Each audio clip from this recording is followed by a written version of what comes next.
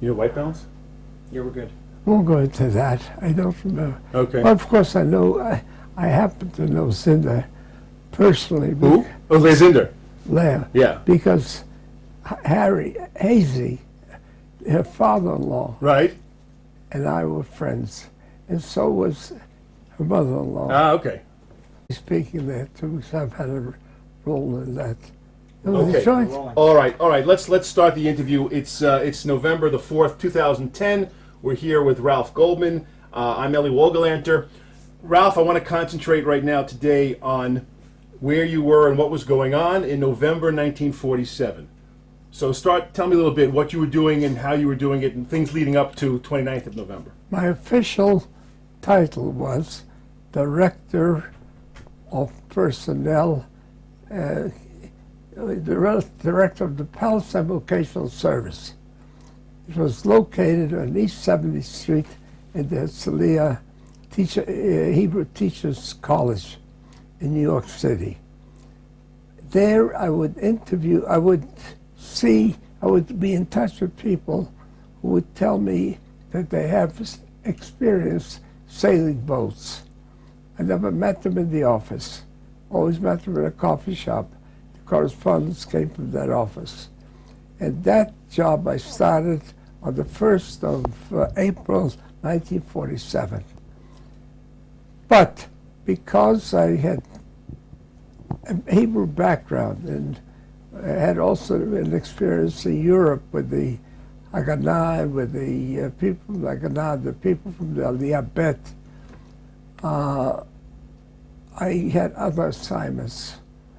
Anything that was sort of highly confidential, because I also knew Hebrew, they trusted me, and so I was involved in all of these things.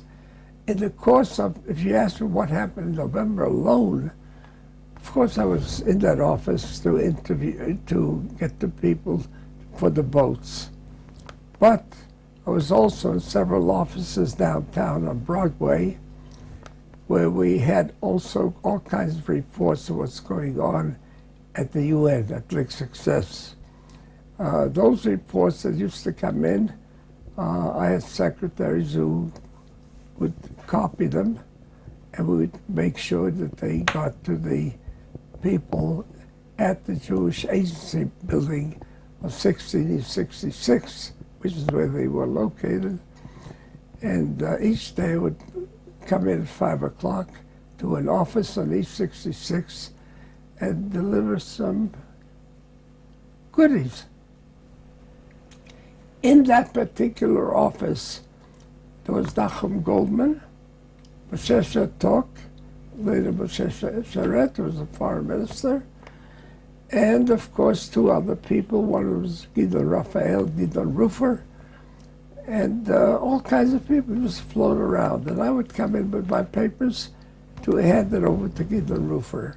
There was one man, David Cohen, a great man in the when the state was established. A wonderful sense of humor. And of course he had shtick.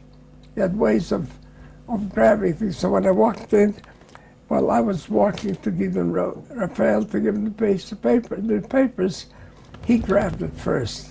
That's the way he was, and I loved him.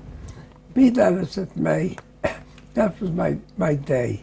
Now, what was in those papers? Reports of what was happening at Lake Success, how we're doing, everything else. That's the kind of work I was doing in about 4 or 5 different offices downtown, and my so-called official office was on East 70th Street. What were they saying when you would give them these daily briefings? What did they say, and what did the men in the Jewish Agency's office say about them? No, it was given to Rufer. He was supposed to send it to what they called Shai, Sherut Idiot, to Israel. What he did with them, I'm still looking for his archives. I'd like to see what he did with it. But I know that the information was important. Good information, bad information doesn't make a difference. You always need information. what was happening.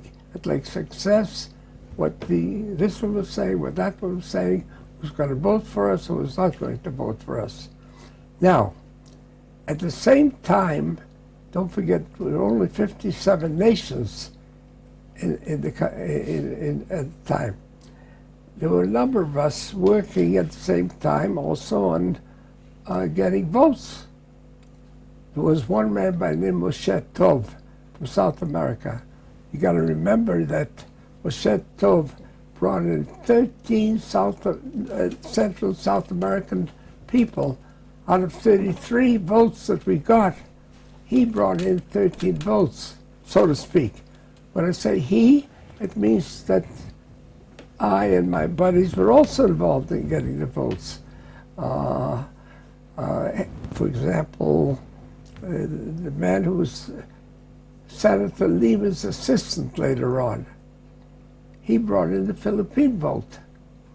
I know of only one vote, which was the last vote that was brought in at the time, because there were many people working on it. And this happened to be Haiti. Haiti, of all countries, was the last country coming to vote. We sent down to Haiti a Protestant minister by the name of Sheldon. I don't remember his first name, but I'm sure you can Google it someplace. Sheldon was a Protestant minister in New York, who was also believed that the Jews should have a homeland. And we sent him down with there was always somebody around to help take these people down to where they had to go. I'm afraid that the guy was not altogether shafui. But what the hell, we had to trust a lot of people. They went down for 2 or 3 days, and on Wednesday before Thanksgiving, they came back on it was a Wednesday morning probably. I used to think it was Friday morning, Wednesday morning, before the UN vote on the 29th. And they said, Haiti will vote with us.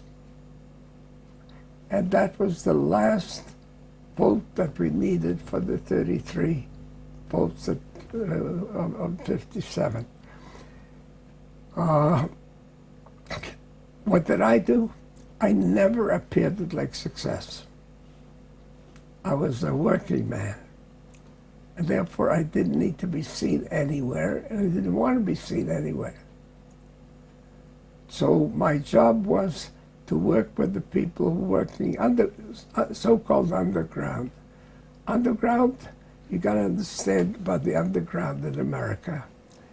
There's a lack of understanding of the role of the American Jews in helping the establishment of the state.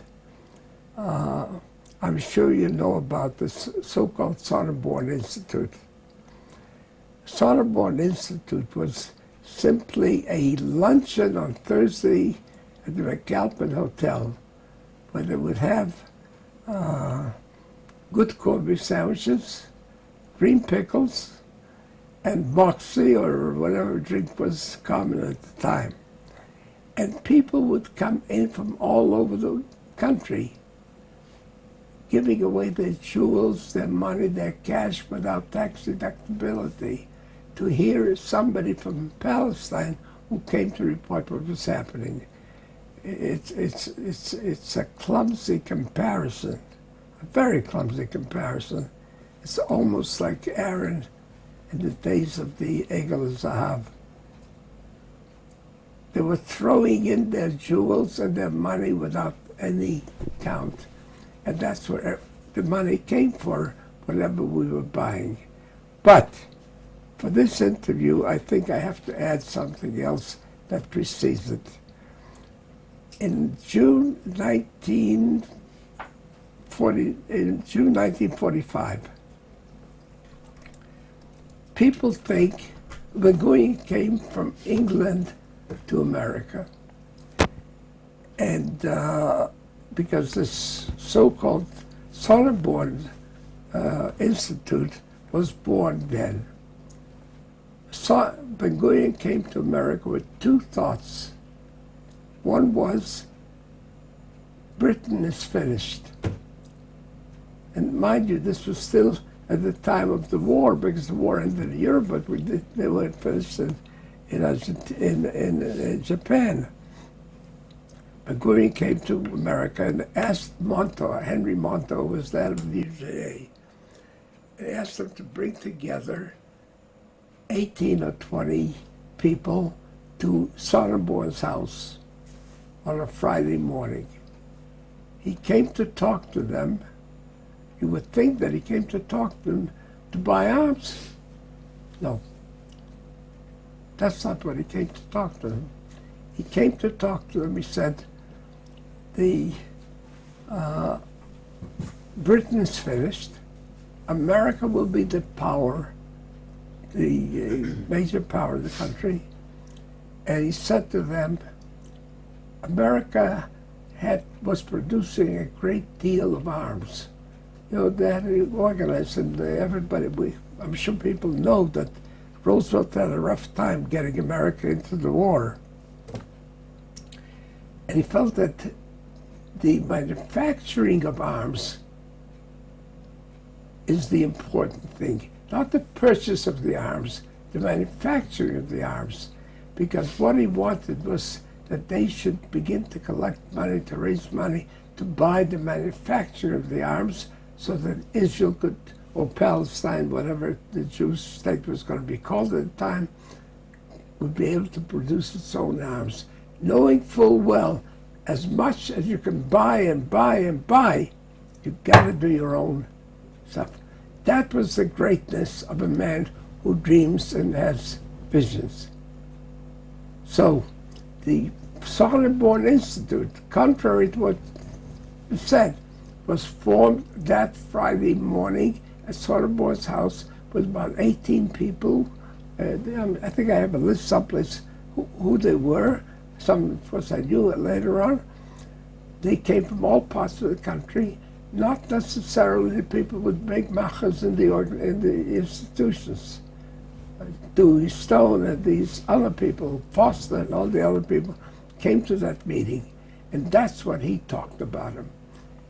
In addition, of course, when he went back to England, the war ended finally, and he was back in Israel to do what he had to do.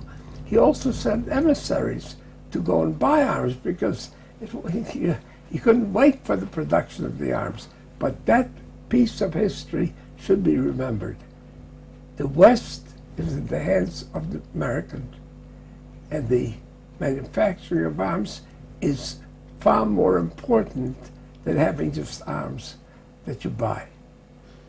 You weren't at that meeting. No. So how do you know all the details?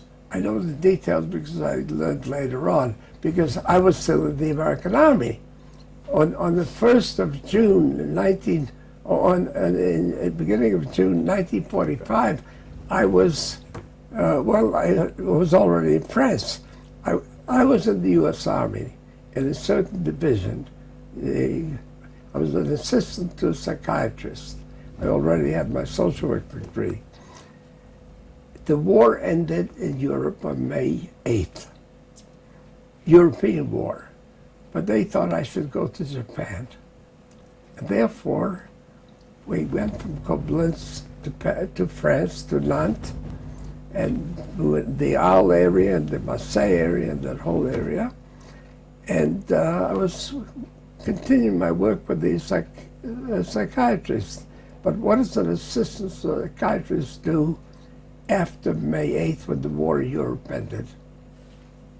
Finished. But I'm waiting to go to Japan. I have nothing to do except to shine my shoes and clean my gun. Fortunately, in my division was the 66th Infantry Division. In the 66th Infantry Division, there was a very nice Catholic chaplain who was the head of the division, and a very nice rabbi who was the chaplain of my regiment, 303rd Regiment, I think it was. The name of the rabbi was Hazelcorn. He later was a rabbi someplace on the West Coast near San Francisco. He got permission from the Catholic colonel, chaplain, to get some volunteers to help the DPs who were assembled in the southern part of France around Marseille. Naturally, it's natural for me to become a volunteer. So at about 12 o'clock, I didn't know the other volunteers, but I know there were, of course, other Jewish volunteers.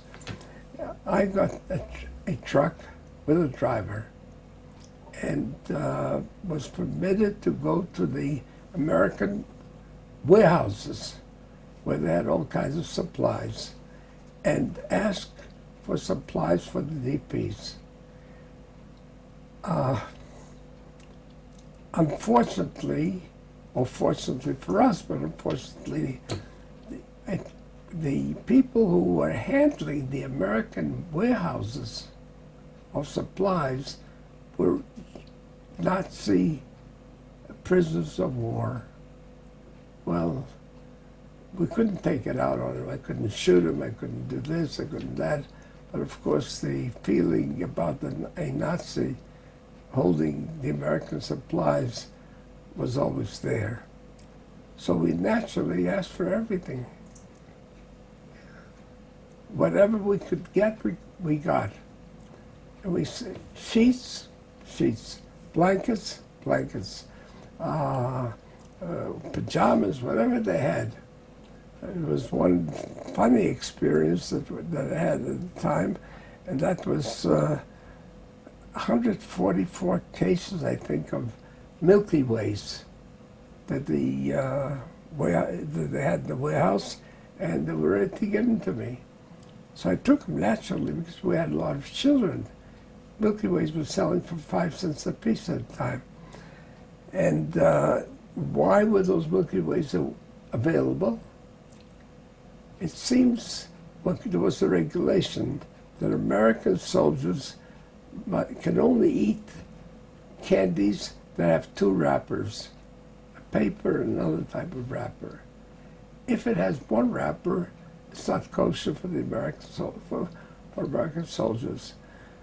So one manufacturer, there was a lot of kind of monkey business going on in manufacturing of materials that were sold to the American government, was responsible for the Milky Ways, but he wrapped them in 1 wrapper. Therefore, it was not kosher for the American soldiers. So I had these nice candies for all the little kids that were waiting in DP camps down in Marseille. In Marseille, I got my first degree from university in 1937. So, and I got a scholarship to go to Palestine. I was active in the AVUCA, the New England Zionist organization, and so another story altogether. But getting a scholarship meant was this: you got the money for the fare, you came to Palestine, you're on your own. 4 of us got scholarships. 2 of us were from Boston, and the other 2, one was from New York, Harold Darian, who later became a community center director. Another one was Blumberg, a young lady who was a dancer. She got, we all belonged to AVUCA, who was a Zionist Federation of University Students.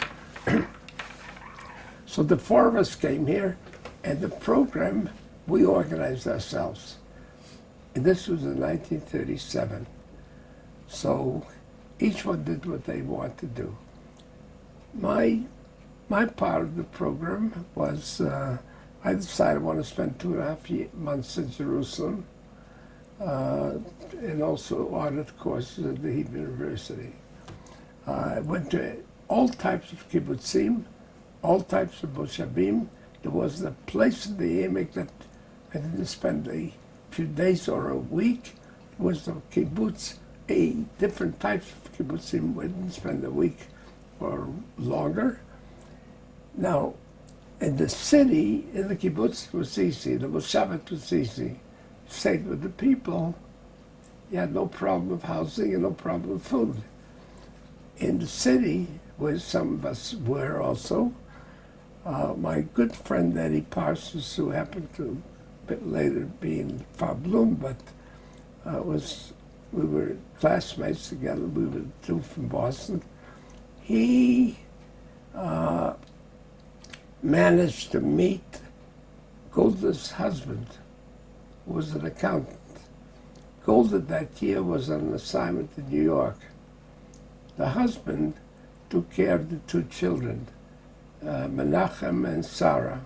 Sarah passed away, Menachem is here. And he was a very nice man. He was an accountant, very sweet man. And he had to make breakfast for the kids, so he had two more kids, obviously much older than his children. And Menachem was 12 and Sarah was 8, and we were 20 or 21 or whatever it was. And we stayed at his house in Tel Aviv.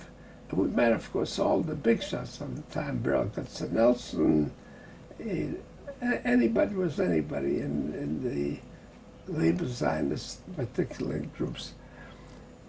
In Jerusalem, I had a friend who was a student of archaeology at Harvard, and he had an uncle at number 7 Rehov Hillel, who had a house. So naturally, he had a bed in the house. So when I was in Jerusalem, I had a place to stay. So I stayed in his house with my friend. And this friend of mine, Manny Labus, later also made Aliyah, but Manny Labus was working already with Nelson Glick in the old city. I've got to say something about Jerusalem in those days. Jerusalem between 1936 and 1939. The Peel Commission had decided on Chalukah, on dividing the country between Jews and Israel. And of course, there were riots at the time. I was able to walk, despite the riots, to East Jerusalem, to see Manny at the Albright Institute, to the wall, to Kotel. Even though there were riots, I was a free agent, could walk the whole of, and that's my view of Jerusalem, a world city. I'm against the internationalization of Jerusalem, but it is a world city. So why were you free to walk around? Because you were an American.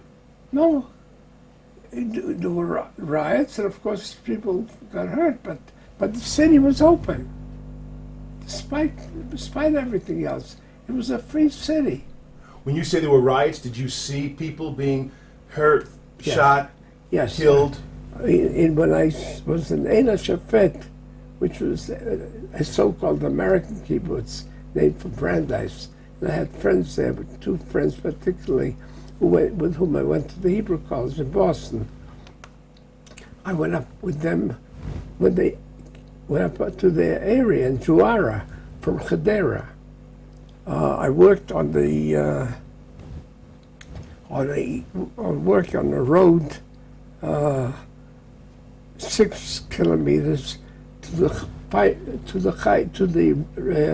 Amek Road, in Amek Israel Road.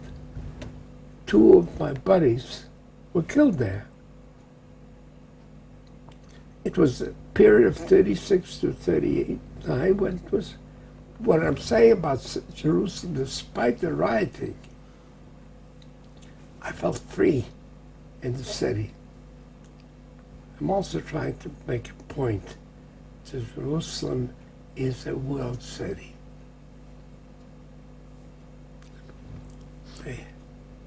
What was it like when you're walking around and you're seeing the British police? Well, I found a picture. If I find it again, I'll show it to you.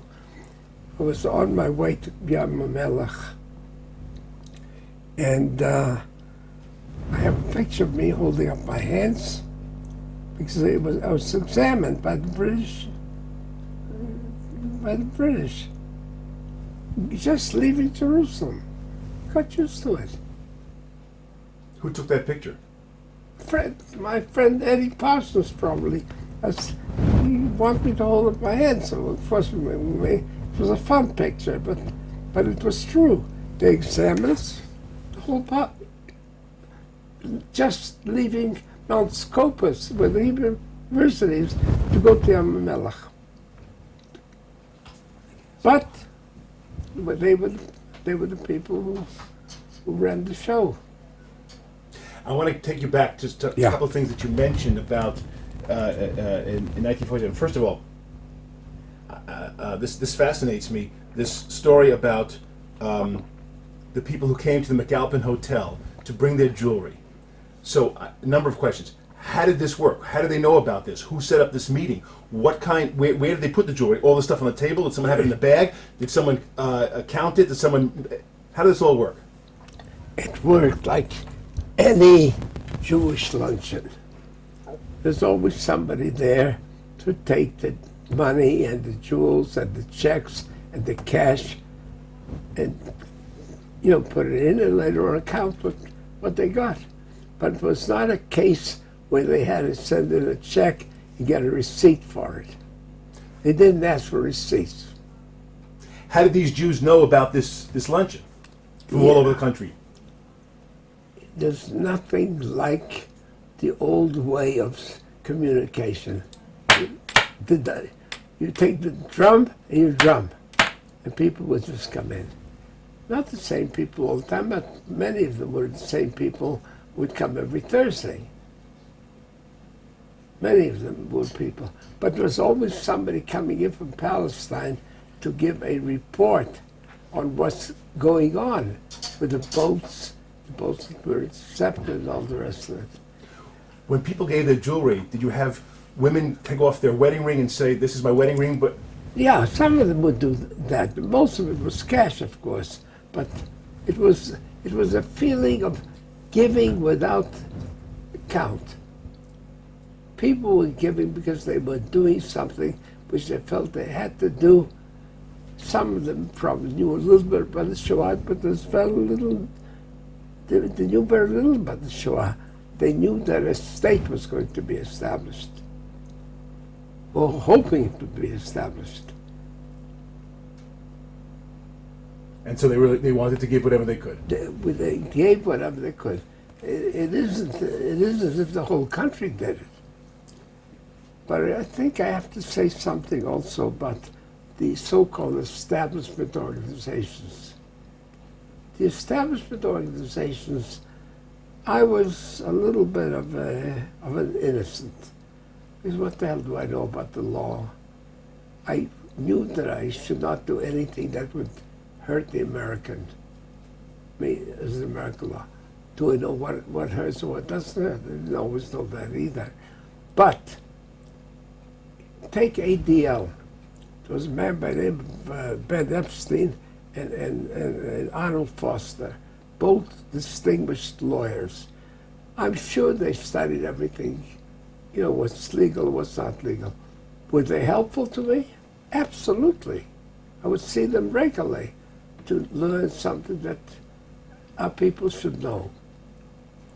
The same thing goes for the American Jewish Committee. The American Jewish Committee is so-called non-Zionist American Jewish Committee. Although this happened after the state was established, but when Ben-Gurion needed to see Churchill, Churchill, the only place where he could meet him is in Bernie Baruch's house. And the only one who could arrange it was Proskauer. It was before Blaustein's time. The same American Jewish Committee that's non-Zionist. They had the power and the will to be helpful. So this notion that American Jews were not involved, of course not the particular leadership of Zionist organizations, but the leadership of the country were deeply involved. as I'm sure the joint was too.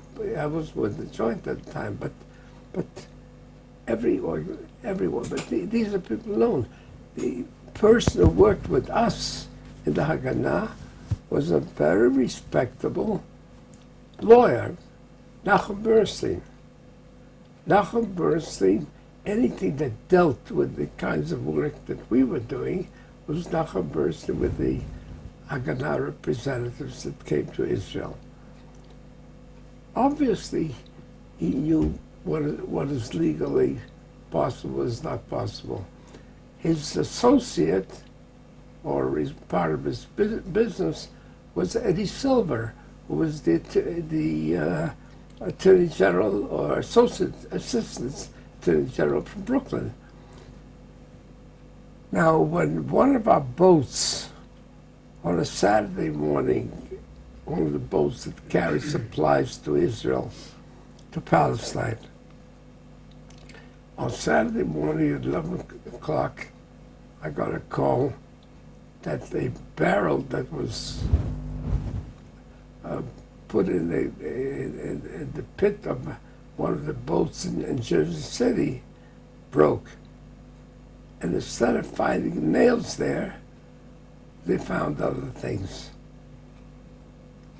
They called me and said, better take care of all the boys who were involved in it, because after all. So I spent the day from 11 o'clock in the morning in New York City, making sure that all of our gangs are out of the country, in Canada someplace, so there's no, they don't get involved in the shipment of that particular barrel. By 5 o'clock I came home, 5 o'clock in the morning I came home.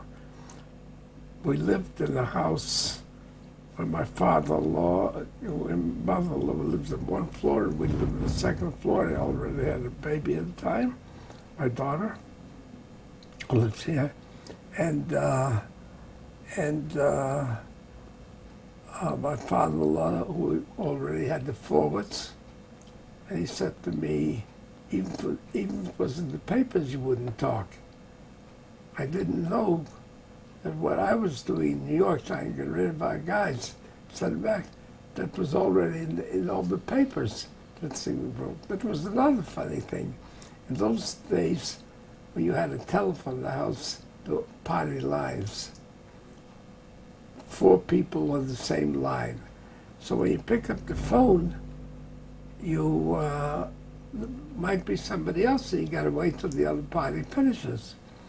I pick up my phone, and what I hear, and I wasn't listening, but it was the first things that I did hear, you know, that the Italian neighbor next door to me was talking to somebody on another line to tell her that it was her husband who was a driver of a truck from the Faudem camp in Pennsylvania, who delivered those barrels to Jersey City.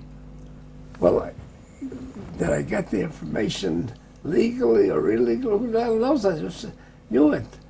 And of course, I'm sure the authorities knew that I was somehow involved, but neither my father-in-law, I wouldn't say anything to him, he looks in the papers.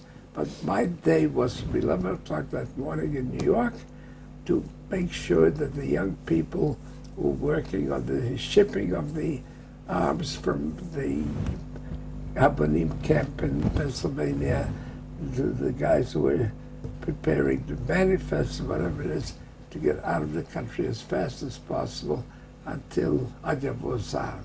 Wait, what day was this happened? What? What day was this? It was on a Shabbat. It had to be in the springtime of 47. Springtime of 47. 47?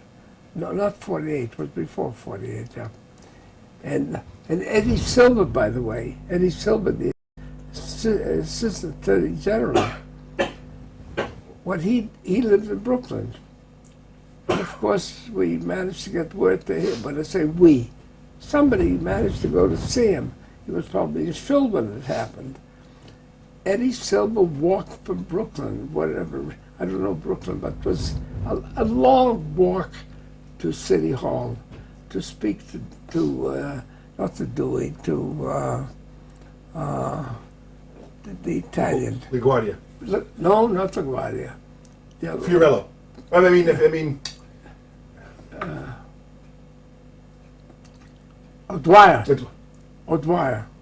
To speak to O'Dwyer to make sure that everything is quieted down as much as possible. He walked from Brooklyn on Shabbat to City Hall to meet with the mayor and Dwyer.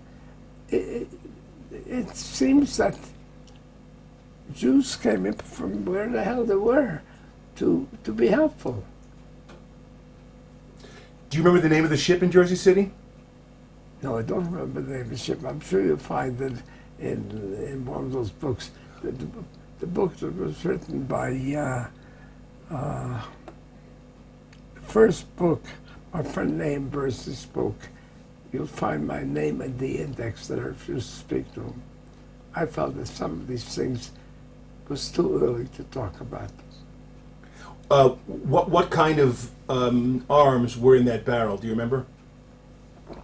Look, we had a warehouse in the Bronx where Slavin, the man who was really the guy who developed the military industry here, was also in charge of what was being purchased at the time. They were buying guns, parts of guns, or whatever it was, and that's what they were shipping. There were also shipments. Yehuda Razi came, and he shipped them from the West Coast someplace, or from Mexico. It was tanks. It was, I don't know whether you can call it, it was not centralized. It was decentralized. Everything was decentralized. My, I don't know what was good fortune and bad fortune. I was able to know all kinds of things that I had nothing to do with, because I was sort of an inside, trusted individual. Going back to 1947, the daily reports that you were bringing from downtown to uptown, you read these reports yourself? Of course. What were some of the things that were being written about and said? What the British were thinking, what the British were saying, what the British were planning to do at the UN, what the Arabs were planning to do at the UN. What kind of things? How they were going to vote on different issues.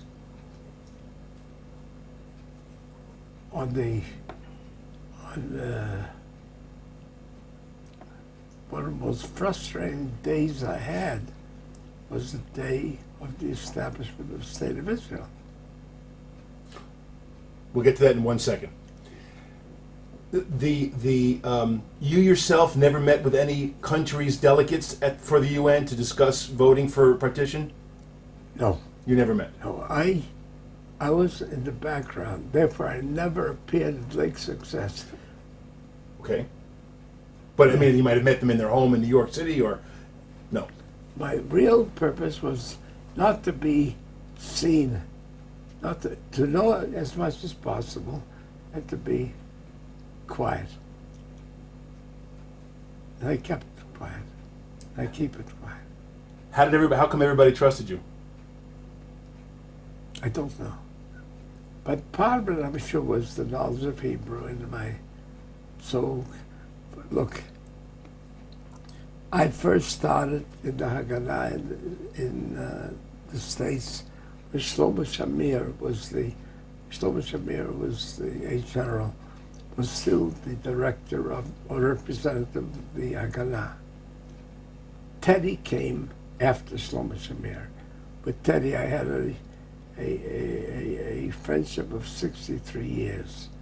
Whether I worked with him or not, it was a friendship of 63 years. My interview with Teddy took exactly the length of time that it takes from 16 East 60th to 5th Avenue. I'm sure you know New York. And how long does it take? About 3 minutes. Yeah, exactly that. That's the way Teddy worked. Teddy worked. And from that point on, we became friends. Take me through that last week. You told me about Haiti, the Wednesday before. They knew they were going to get the Haiti vote. Yeah. Now what's going through, what's happening Thursday, Friday? What do you remember? Well, since I was not in the political side of things, I think on Friday, it must have been on Friday, since Boston was my home, I met with my friends in Boston to listen to the UN decision. Because there was nothing that I could do on that day except to be another big shot, to say I was there, and and it was very important that I not be there. Where were you in Boston? We were at somebody's house, Eddie Parsons. All our friends got together to listen to what was happening to the UN. But that's a very important point. When you're involved in don't call it secret, semi-confidential work, if you're the kind of a guy that wants to have his picture taken, you'll be like success. What the hell do we need to be like success for? Correct. But you have been working for 3 years towards this. Of course. 1 second. Describe the scene in the House as the vote is taking place and you're listening on the radio. Well, we were probably about 8 or 10 people, all long-time friends. And of course, our excitement was great. But I don't want to compare it to Ben Gurion at all. But on the other hand, I must tell you, we were pleased, but not excited. What does that mean? Because we knew, we had a feeling what else was coming after that decision. So you're dealing with people who were part. It isn't as if you say, this is the end of the chapter, let's take a few drinks and so on. On the first anniversary of the establishment of the state, Abe Harmon and I got drunk. And he decided to drink Le Dufce for David Ben-Gurion. But that's when we celebrated in the army that won the war, couldn't navigate the parade in Tel Aviv. But we weren't, my gang was not the kind of gang that was looking for personal glory or personal joy. But what happened when the vote was tallied and he announced the final vote? We were very happy. Happy that this chapter was finished, but we also had a feeling that the story is not yet ended. Did you drink l'chaim? Yeah, of course, we had. But since we weren't drinkers, it didn't mean much. And this is Friday night. No, Wednesday, Saturday night. Saturday night. Saturday night. You know, Ben Hecht also made a mistake in his book. He called it, that's really an incidental story. When I read his book, Exodus, he made two mistakes. Something about Weitzman, and then he said that the decision was made on Friday instead of Saturday. And I said, what the hell, it'll be another edition, he ought to at least correct it. It's not a major thing, but be correct. Of course, I just talked and did nothing about it. Until one day, I had, years later, I was having lunch with Adi Yaffe, who was the secretary of the government. We were good friends from the Prime Minister's office days. And we had a couple of drinks, a couple of martinis as well for lunch. And he encouraged me to write a note to him that this is the next edition of the book, it's a minor thing. I got a letter from him which said, I'm a lousy writer. My daughter has a copy of that letter. It was a stupid thing to do for me too, what the hell. Minor correction. So what time was this in Boston when you were listening? Well, it had to be about 8, 9 o'clock in the evening. 9 o'clock in the evening probably. It was November at this time, between 9 and 10 or something. And you went out to see other friends? No, we just had our usual gang meet together, but I could have been a big success, of course. I'm sure I could have gotten the ticket to go there, but I preferred not to be seen. All right. In this time period, you're working, if I understand correctly, on 2 different areas. You're both arranging to get boats to bring DPs to Palestine, and you're also working to get arms to Palestine. Not the same boat. These are 2 different tracks you're working on, correct? Yes, and to get information about what the enemy was thinking, and also and I wasn't buying the arms, I was buying boats. Other people were buying arms, but at the same time we had to protect the guys who were involved in buying the arms. We had to protect the guys who were cleaning the guns before they shipped them. So that whole enterprise, I was an inside guy, that's all. But you weren't putting the arms on the boats with the DPs. No. I can only tell you that I went to I didn't go to celebrations, but the only celebration we had on the Penn York and Penn Crescent, I think they were the ones that were equipped in Baltimore. I went there with the people who were involved in equipping it from New York and people in Baltimore to take a bottle of champagne and break it one night before the boat went off.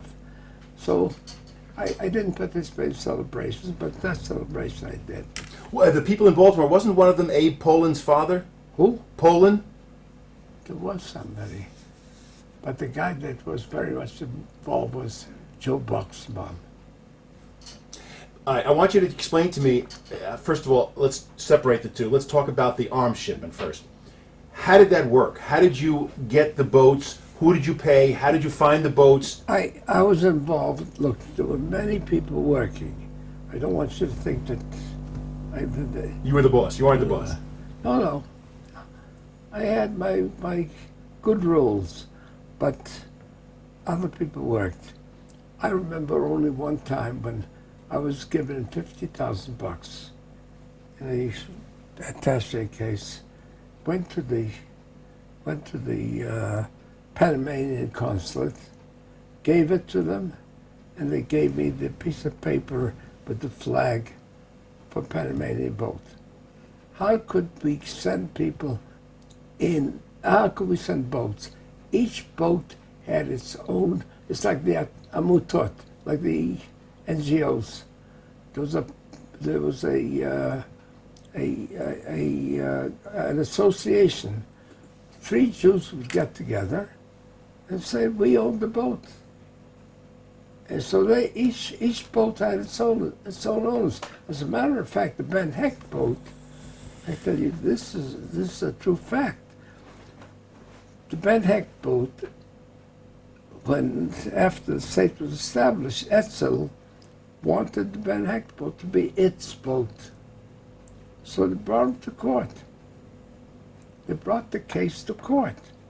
Chaim Cohen, who was then the Attorney General, had to defend the right of the State of Israel that belongs to the State of Israel, not to any particular organization.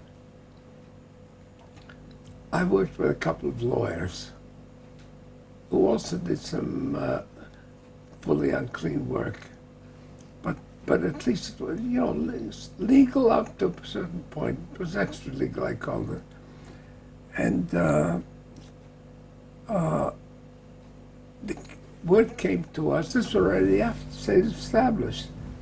What do we do about this boat? The Van Heck people claimed that it's their boat and they want it. So I turned to my friend the lawyer and said, what the hell should we do? He said, very simple. I'll go down to City Hall or to the courthouse there, and what I'll do is I'll look and see who bought that boat.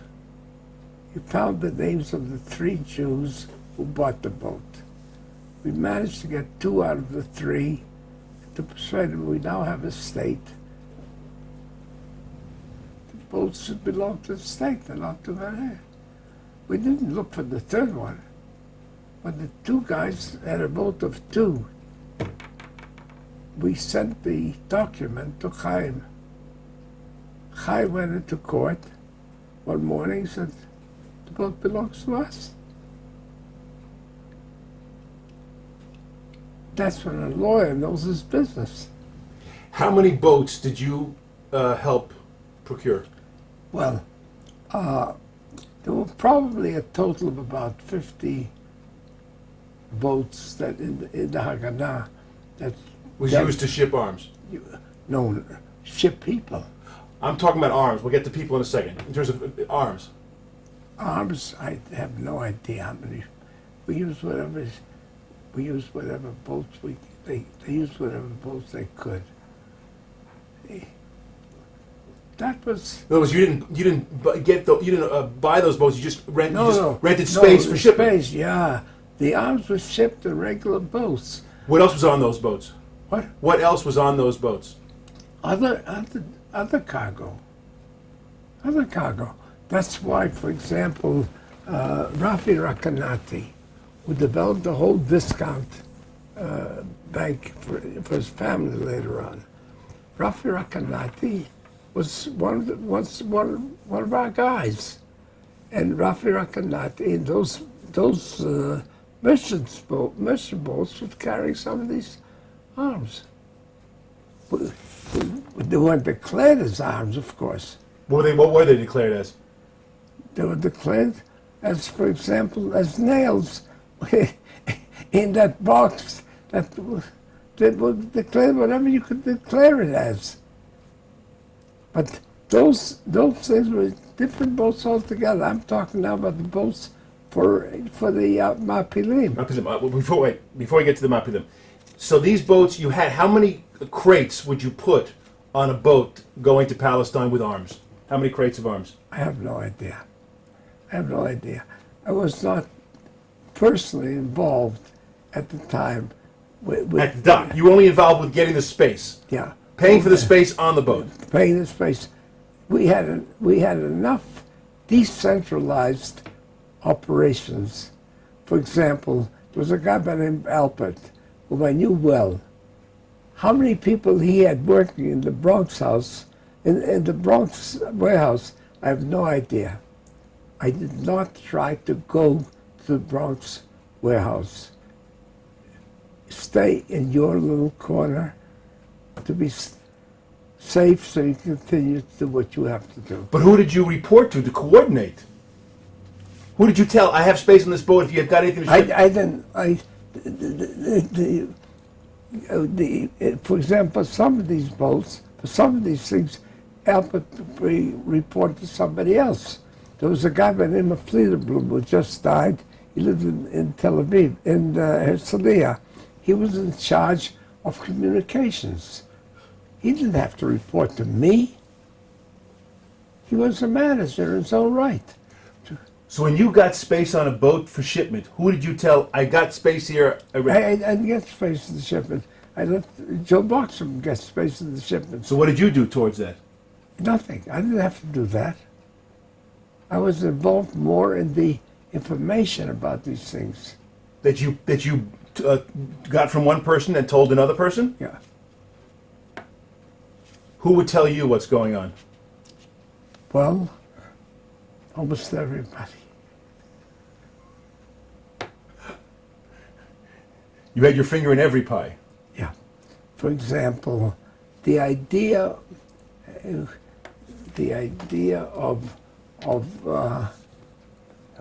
landed labor. You know, you know what landed labor is?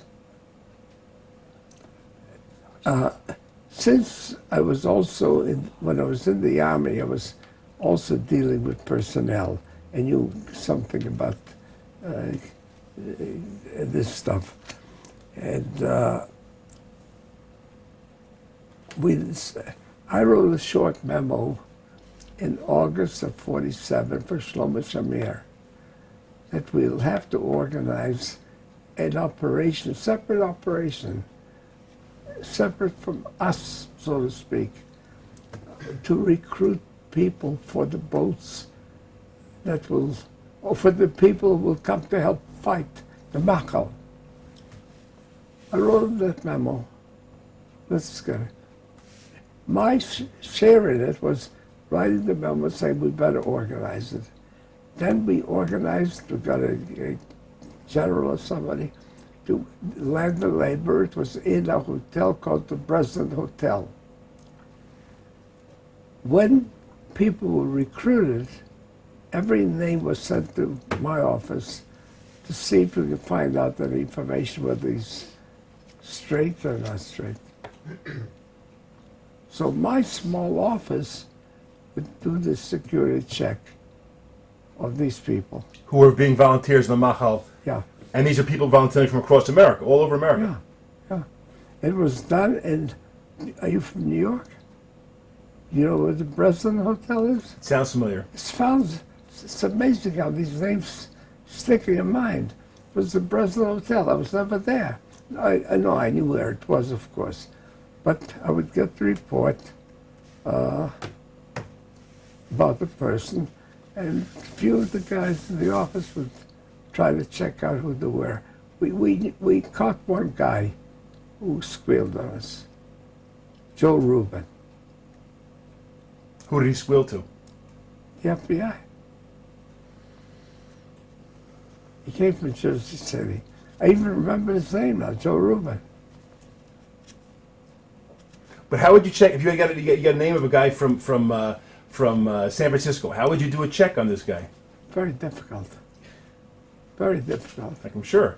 It wasn't really highly professional kind of checking. It was superficial checking. We had to do some superficial checking that we didn't have too many stooges on.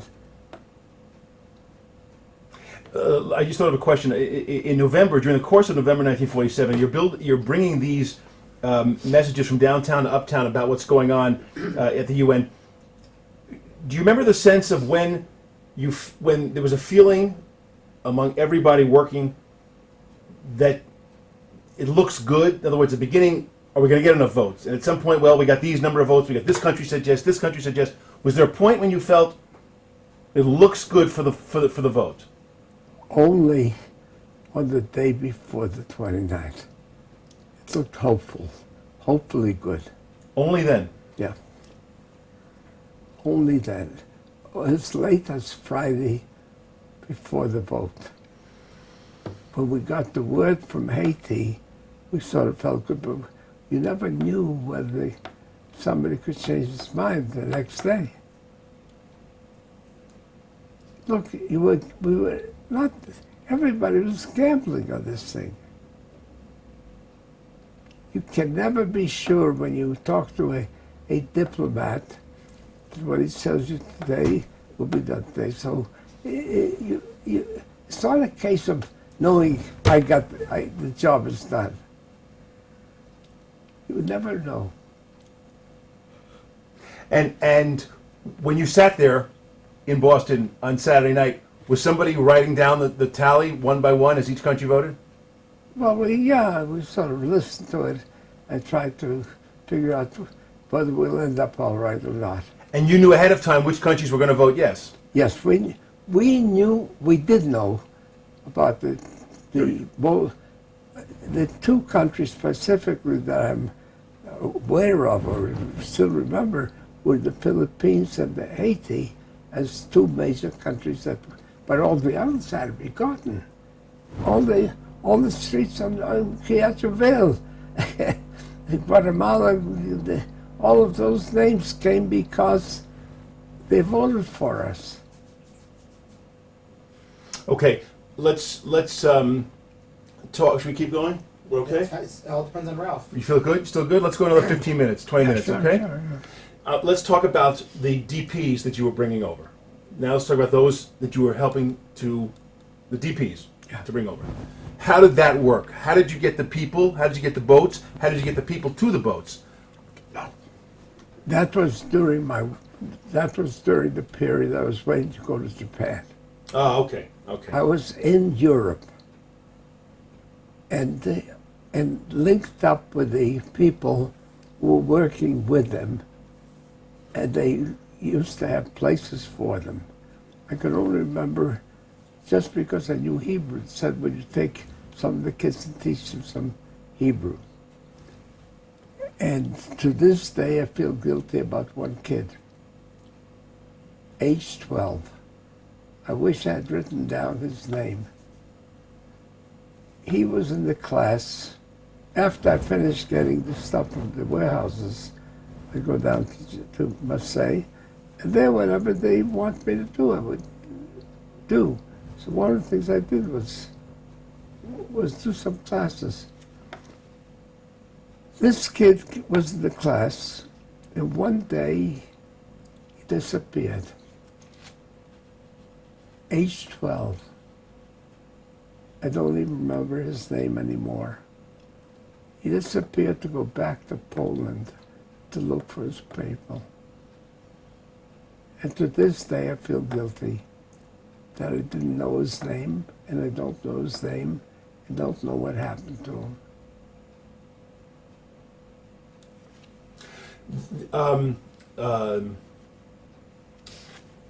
These people in the DP camps,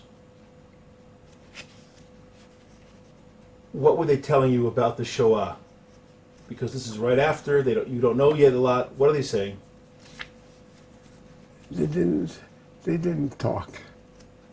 Not with us. As far as I was concerned, the guys from the Haganah who were heading the and people who were helping them used to tell you to do this, do a teaching job, and carry some of the supplies. I was a soldier. I was not a general.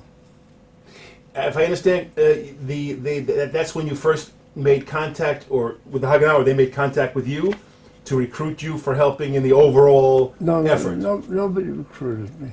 What I happened? volunteered. You volunteered. How did that work? Very simple.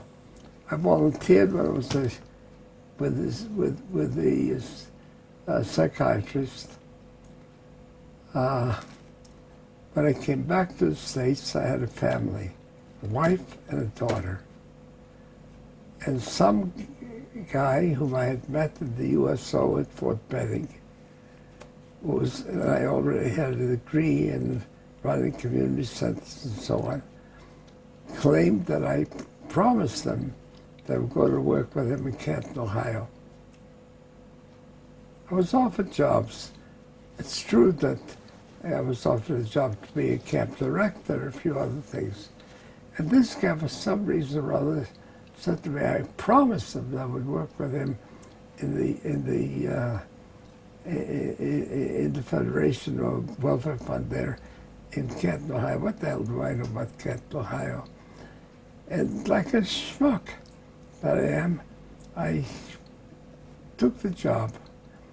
A little town of 4,000 or 5,000 Jews. I knew practically every single Jew. I can only tell you that I did my work as an associate director in charge of the community center, and I knew one thing in those days. If you want to do something, you better create a deficit. If you don't create a deficit, you're doing nothing. And I decided I wanted to have a preschool program in the community center. So I created it. And I used to unlike the other guys who were, big shots, some of the Jews are big shots, cars and everything else. I used to go on the bicycle. In those days, we had even these farms that you had to do to raise tomatoes or something. I would go on my bicycle across town to get to the center. I don't know what they liked or didn't like it, but it was not really fancy as one should be. And what happened there was, I learned only, this was 1946. 1946 and probably 1966, 20 years later, when I set up the Israel Education Fund, when Ben-Gurion wanted free high school education for all the children, it was tied in with the UJA.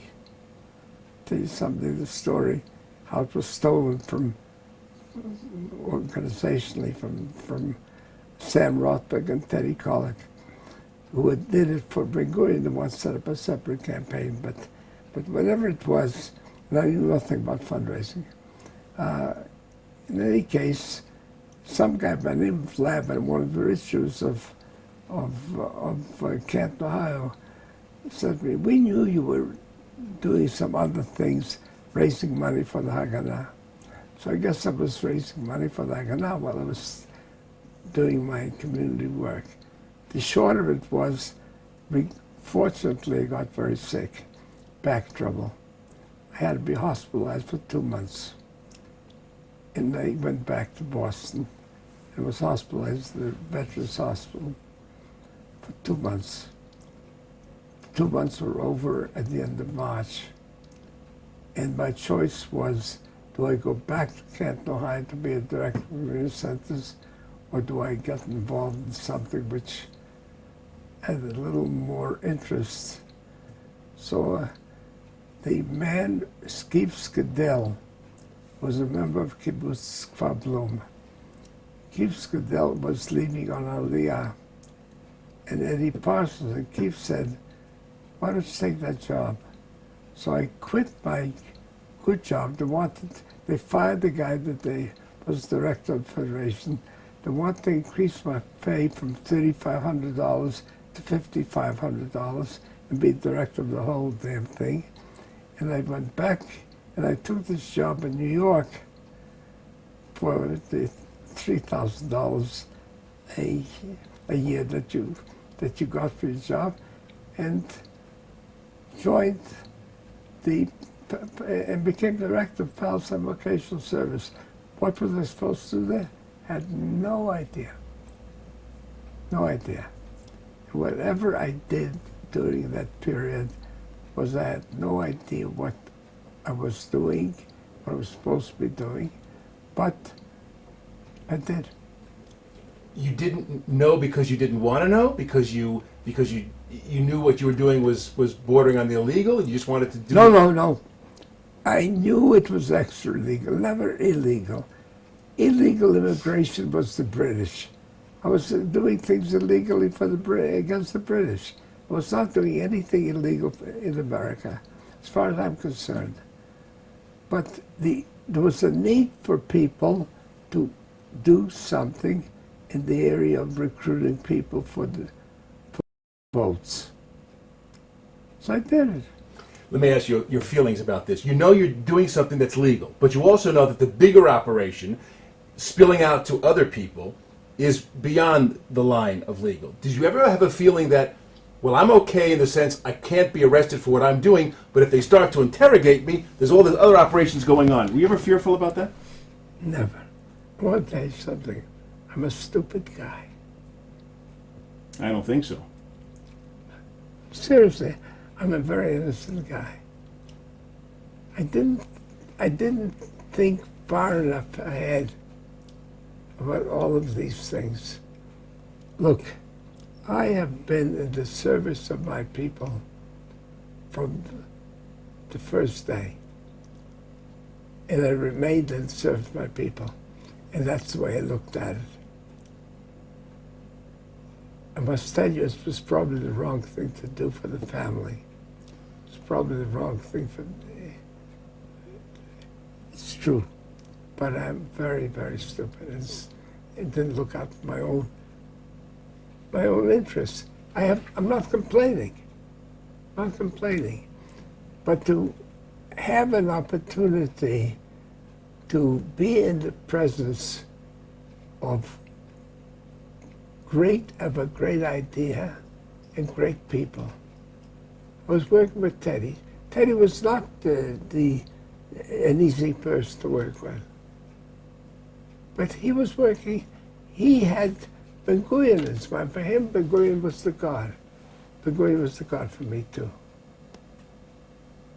I hadn't met him yet, but it's that sense of service. I can only tell you, you see those boxes there? When I came here, the logistics people here said to me, you know, we have about 23 of your boxes. Well, you know, been back and forth and all my life here. And you need to go through them, see what they are. And so I said to them,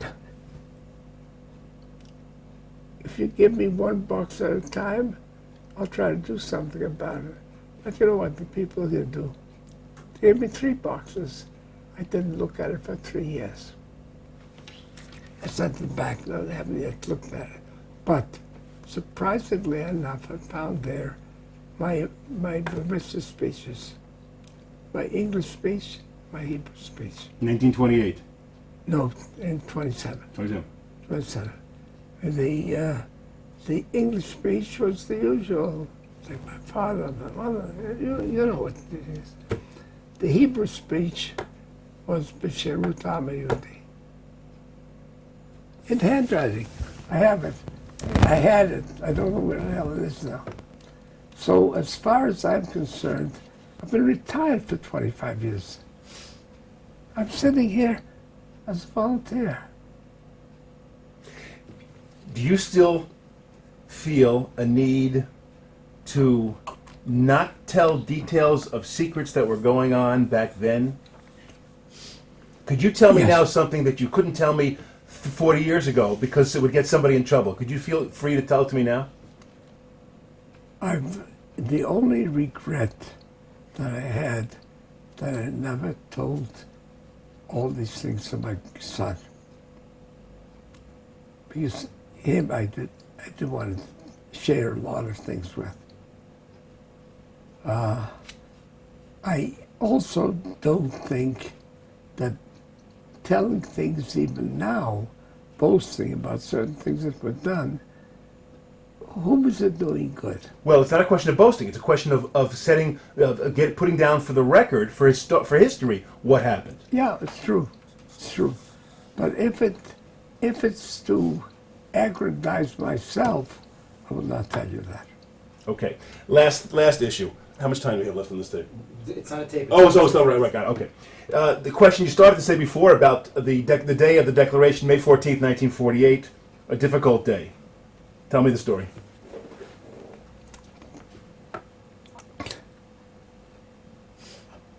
We had knowledge that the Iraqis were,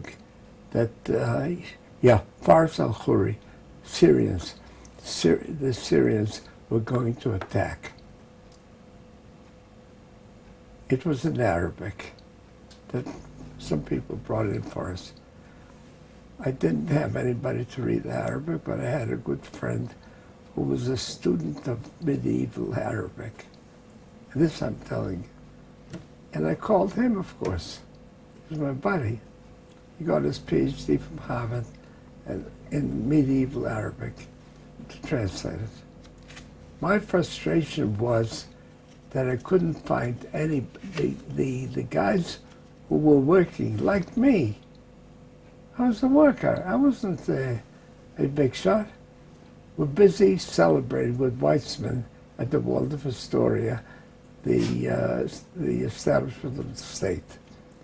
I was looking for the guy who should, not that they needed it to know that the Syrians were going to attack, but one more, but real proof that the series were, in fact, I had nobody to reach.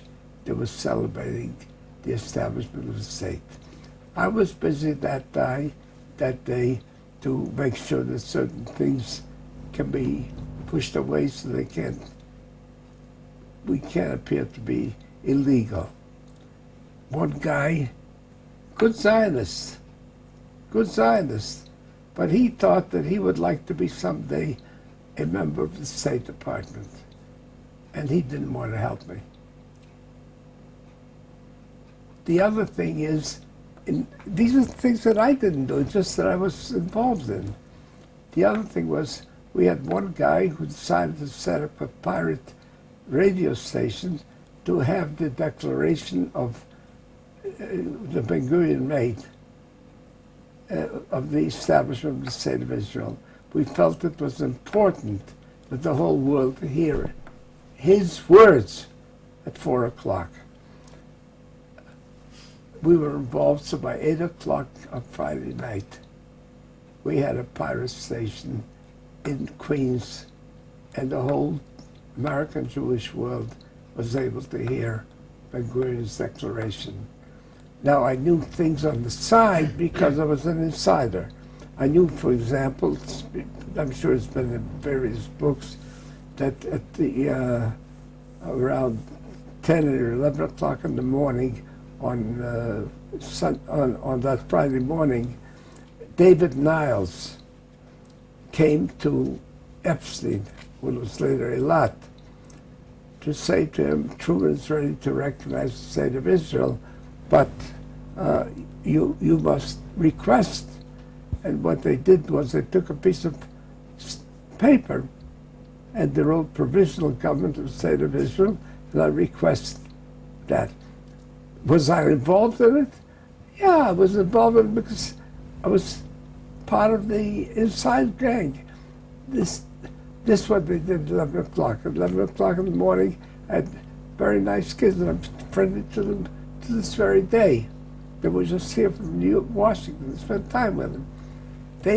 That young man was ready to carry things, whereas the other young man, who was a big shot later on in Zionist organizations and the Jewish agency and other places, didn't want to carry some material, lest he not be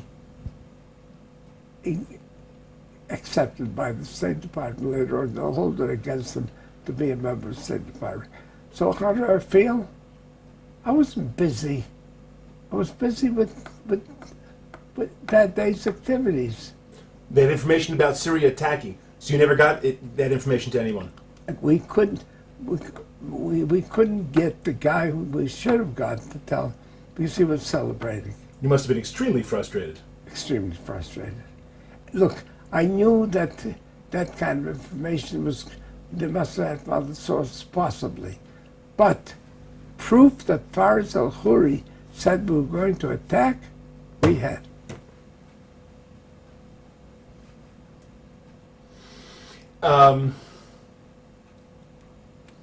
So do I have any No.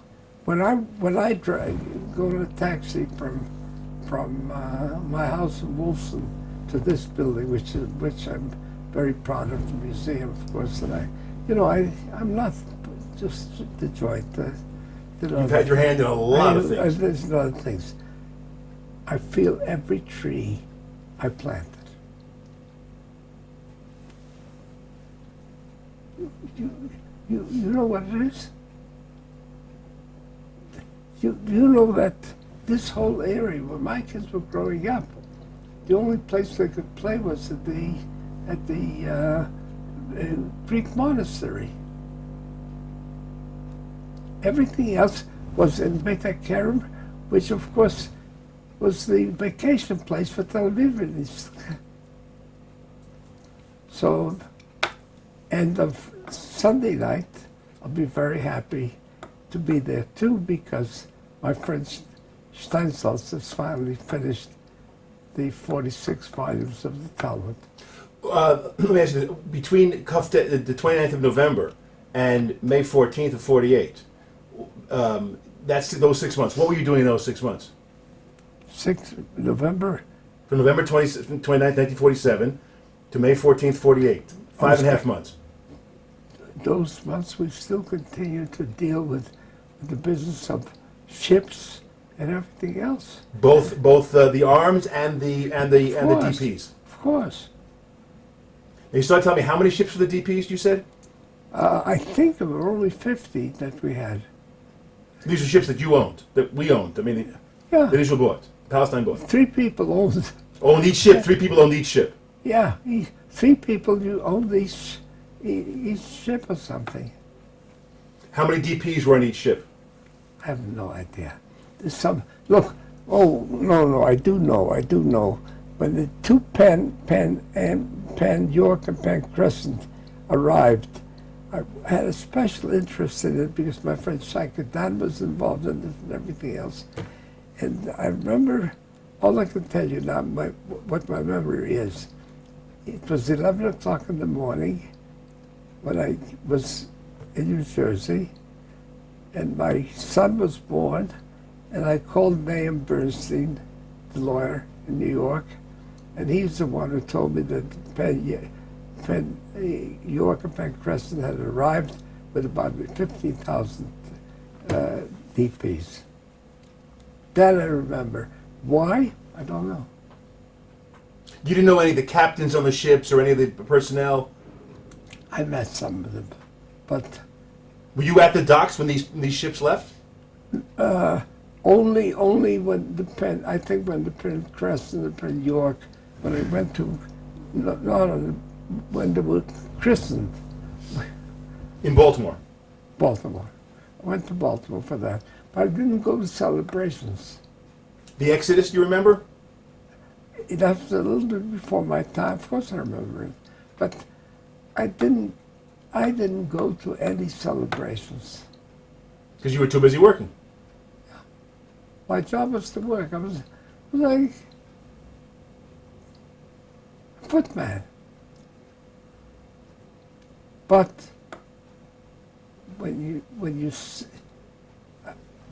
everybody has a source. We all have our source, including me, at my age. But I can tell you that I have great joy every night, despite the political situation in the country, and despite that it's not exactly what some have dreamed. When I look out the window, when I listen to news the night before, it's not very pleasant. When I look out the window from my apartment and see the museum, especially the new museum, but I was involved in the museum, I can feel very, very proud. As well you should. What? As well you should. Yeah. So, life is a mixed up business. Sadness and joy are always mixed. All right, we'll call a halt for today's session. Very good. And you're tired. I can see that. I'm tired also. I got to go down for a shiver called Tel Aviv now. You know who it was? Ami Brown. This I ought to tell you as an Israeli. About, yes. Ami Brown, who just died, you may have seen the papers. He was a collector. He was my assistant. I hired him in the Prime Minister's office. He knew English, he knew Hebrew. Difficult character, but